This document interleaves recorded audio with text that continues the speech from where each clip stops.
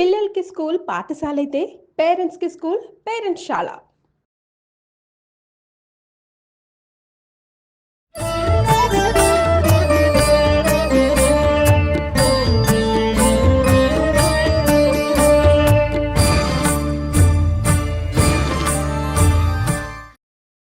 నమస్తే రమ్మగారు. నమస్తే జయ. రమ్మగారు, శ్రావణ మాసం వరలక్ష్మి వ్రతం విశిష్టత, ఎలా చేయాలి, ఏం చేయాలి, ఇవన్నీ కూడా మనం వీడియో రూపంలో మాట్లాడుకున్నాం. అయితే వరలక్ష్మి వ్రతం అనగానే అమ్మవారి అలంకరణ కదండి ప్రధానంగా. ఎన్నో కోకొల్లల వీడియోలు కనిపిస్తూ ఉన్నాయి. కొంతమంది కొబ్బరికాయకే రవికిల ముక్క కట్టుకొని దానికే ముక్కు కళ్ళు అట్లా అన్ని అలంకరణ చేసుకొని ముఖంలాగా పెట్టుకొని చేసుకుంటారు పూజ. ఇప్పుడు ప్రతిమలు వచ్చేసినాయి.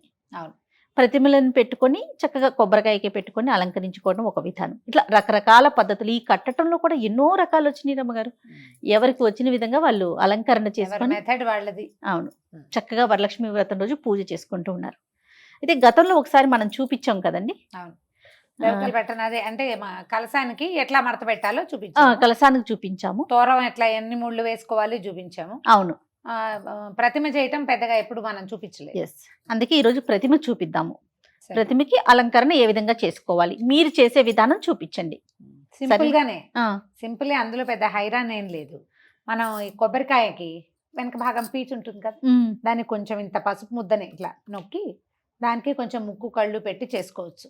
అది వాళ్ళ ఇంట్లో ఉండాలి ప్రతిమకి. లేకపోతే ఇప్పుడు మనం ఏం చేయొచ్చు, ఒక బిందె, దాని మీద వచ్చింది చెంబు, దాని మీద ఒక కొబ్బరికాయ. ఇప్పుడు ముఖాలు దొరుకుతున్నాయి కదా, చక్కగా అలంకరించిన ముఖాలు దొరికితే ముఖం దాన్ని తగిలితే ఏమీ లేదు, ఒక స్వరూపం కనపడుతుంటే మనకి పూజకి దృష్టి బాగా వెళ్తుంది దాని అంతే అంతే. ఎంత బాగా అలంకరించుకుంటే అంత బాగుంటుంది. ఇంత ఎత్తున చక్కగా పెద్ద పట్టు చీర కట్టి చేసుకోవచ్చు. చీర కట్టేస్తారట కీర్తి చెప్తుంది. అక్క నేను చీర మొత్తం కట్టేస్తాను అక్క, పట్టు చీర అంతా పెద్ద ఎత్తున. కొంచెం విగ్రహం స్వరూపం పెద్దది చేసుకుంటే అట్లా ఇక బుజ్జిగా కరెక్ట్ గా మనకి మన పూజా మందిరము, మన పూజ గది, మనకున్న ప్లేసు దాన్ని బట్టి కదా మనకి రోజువారీ మనకు అలవాటు. ఏటా మనం ఎంత చేస్తాం, అంత పెద్ద ప్రతిమ పెట్టడం నేను చెయ్యను. కొంచెం చిన్న సైజే, సుమారైన సైజ్ చేస్తాను. నేను వరలక్ష్మి వ్రతానికి చీర కొనుక్కుంటా కదా, బ్లౌజ్ కత్తిరించేసి ఆ జాకెట్ ముక్కని కట్టేస్తా. ఓకే, ఆ చీర మీద ఒక వేరే జాకెట్ పీస్, ఇంకో జాకెట్ పీస్ కొనుక్కొస్తా దానికోసం. ఆ చీర జాకెట్ అమ్మవారికి సమర్పించేస్తాను. ఈ కట్టిన బ్లౌజ్ ఉంది కదా, అది తర్వాత కుట్టించుకుంటాను. వరలక్ష్మి వ్రతానికి కొనుక్కున్న చీర ఏ సంవత్సరమో ఆ రోజు కట్టుకోను నేను. అదేలేండి, తర్వాత కట్టుకుంటా. అప్పుడు బ్లౌజ్ మాత్రం కట్టేస్తారు అమ్మవారికి. 3 వంతులు పట్టు చీరలే కొనుక్కుంటాను. ఏదైనా కొంచెం పట్టు కాకపోతే బార్డర్ ఉన్న చీరలే. అదేలేండి, ఆ 2 బార్డర్లు ఉంటే 2 బార్డర్ల రకంగా, ఒకటే బార్డర్ 2 సైడ్స్ ఉంటే ఆ రకంగా 2-3 రకాలుగా అక్కడ మార్చి కడతాను. తర్వాత దాన్ని వాడేసుకుంటా. ఇక ఇంతే, ఎప్పుడు ఎవ్రీ ఇయర్ ఇదే పద్ధతి. చేస్తా మాట్లాడుకుందాం రమ్మగారు. కడతారా? ఏం కావాలి మనకు? ఒక బ్లౌజ్ పీస్ కావాలి. ఏదైనా 2 సైడ్స్ బార్డర్ ఉంటే బాగుంటుంది. 2 వైపుల బార్డర్ ఉంటే మనం ఒకే వస్త్రంతో కట్టేసుకోవచ్చు. అవును, ఓవైపు పెద్ద బార్డర్, ఓవైపు చిన్న బార్డర్ ఉంటే ఇంకా హాయిగా ఉంటుంది. చూడటానికి కూడా బాగుంటుంది. ఇప్పుడు మొదట మనకి ఈ బార్డర్ ఉంది కదా, దీన్ని కరెక్ట్ గా బార్డర్ వరకు మడిచి ఒక క్లిప్ గానీ ఏదైనా పెట్టుకోవాలి. ఇది ఒక వైపుకి అన్నమాట. ఇది అమ్మవారి బ్లౌజ్ కోసం అనుకుందాం. కరెక్ట్ గా మడిచి పెట్టుకుని ఏమైనా 2 క్లిప్పులు, 2-3 పిన్నిస్లు అలా ఏమైనా పెట్టుకోవాలి. ఇది కొంచెం సిల్క్ గా ఉంది క్లాత్, అందుకని దీన్ని మడత పెడుతున్నాను.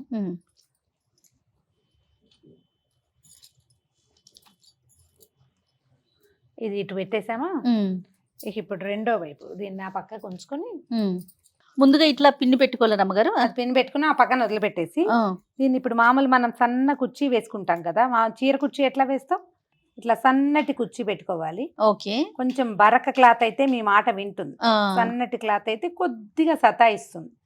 ఏం కాదు, వేస్తూ ఉంటే అదే వస్తుంది. ఇట్లా కుర్చీలాగా తీసుకోవాలి, బాగా వస్తుంది. ఇటు పక్కన కొంచెం లాగా పెట్టు. ఇది ఒకళ్ళే చేసేసేయచ్చు, 2-3 సహాయాలు దీనికి అక్కర్లా. అదేలేండి, ఏటా చేస్తూ ఉంటే మనకు అదే అలవాటు అయిపోతుంది రమ్మగారు. కొంతమందికి అలవాటు ఉండదండి, ఓన్లీ కొబ్బరికాయ పెట్టి అమ్మవారి ముందు ఒక చీర పెట్టుకొని దండం పెట్టుకుంటారు కదా. ఒక క్లిప్ పెట్టు.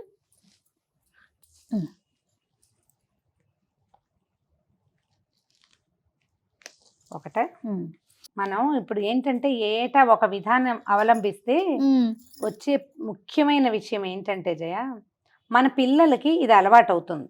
మన సంస్కృతి, మనం మన పద్ధతి నేర్పించాలి కదా.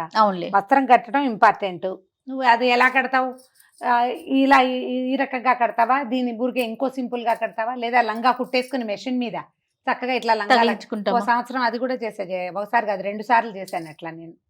ముందు రోజు సాయంత్రమే సూయింగ్ మెషిన్ మీద చక్కగా లంగాలాగా కొలతలు తీసేసి వెనక్కి తాడు పెట్టి ముడేసేయటం, పైనుంచి చక్కగా ఓణి ఓణిగా ఒక రవిక ఒక ఓణి, రవిక గుడికే బట్టను ఇట్లా వెనకాల క్లిప్ చేసి ఓణి వేసాం. అది కూడా చేశాను ఒక సంవత్సరం. ఓకే. మన ఓపిక సరదా.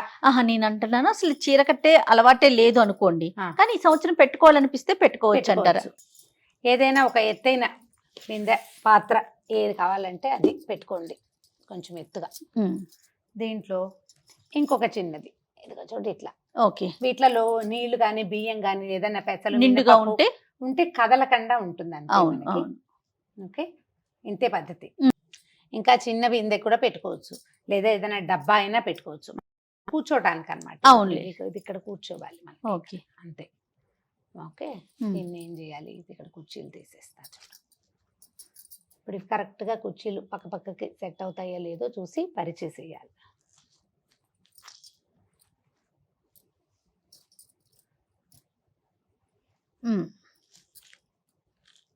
వీటిని అంచులకి సవరించేసేయటం. పైన పెట్టే చెంబుకి వెనకాల ఒక గట్టిగా ఒక పుల్ల కానీ ఒక కర్ర కానీ పెట్టుకోవటం, కట్టడం. కట్టిన తర్వాత దీన్ని ఏం చేయాలి, దీంట్లో ఒక కొబ్బరికాయని ప్లేస్ చేసుకోవటం.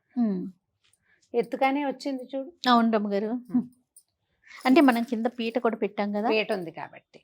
ఇప్పుడు ఈ వెనకాల మనం ఇందాక పెట్టాం కదా, దాన్ని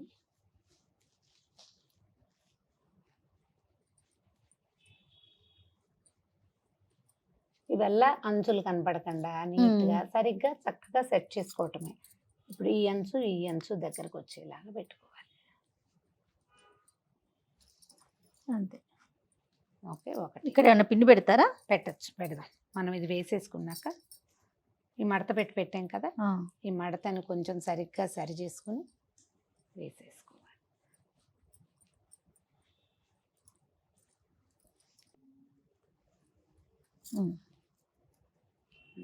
నడుం దగ్గరికి ఒక ఆభరణం, ఇక్కడికి ఇది నడుం కదా, అవునండి, ఇక్కడికి ఒక ఆభరణం, ఈ మెడ దగ్గరకు ఒక ఆభరణం పెట్టామంటే స్వరూపం తయారైపోతుంది అన్నమాట.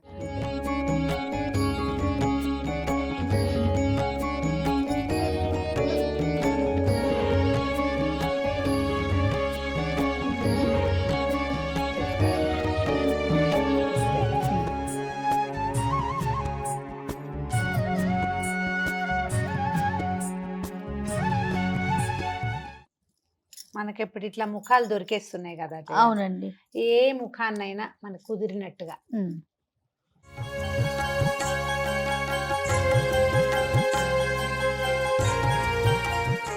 ఇక్కడ నేనేం చేస్తున్నానంటే జయ, ఈ రబ్బర్ బ్యాండ్ దారాలు వస్తాయి కదా, అది ప్రతిమ కేసు కట్టేస్తా. అది ఏ కాయ కావాలంటే ఆ కాయ కరెక్ట్ గా సరిపోతుంది అనమాట. ఇక మనం కట్టాల్సింది రెండో మనిషి సహాయము అవసరం లేకండి. ఇప్పుడు అంటే నువ్వు ఉన్నావు, మామూలుగా నువ్వు ఎవరు ఉంటారు నాతో పాటు. అవును. పువ్వులు వేజేయ. ఏం పూలు ఉంటాం గారు? మల్లెపూలు ఉన్నాయి కదా.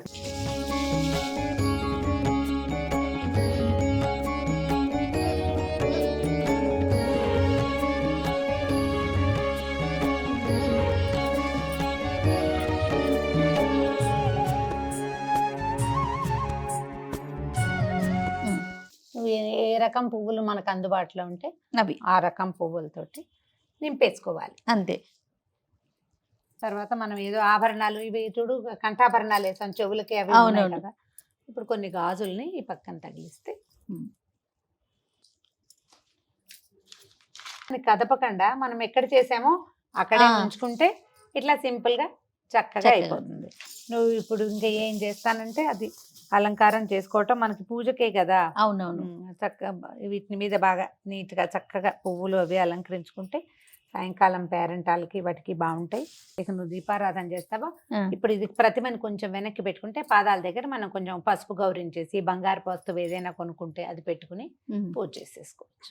ఇప్పుడు ఇది ఒకటే క్లాత్ తోటి పెట్టాం కదా. అవునండి. 2 వస్త్రాలతోటి కూడా చేసుకోవచ్చు. ఓకే, మన వీలుని బట్టి. ఈ మన జరి అంచులు ఉంటాయి బ్లౌజులకి, ఒకవైపు కుట్టిస్తామా. అవును. రెండో అంచు అట్టి పెట్టుకుంటాను.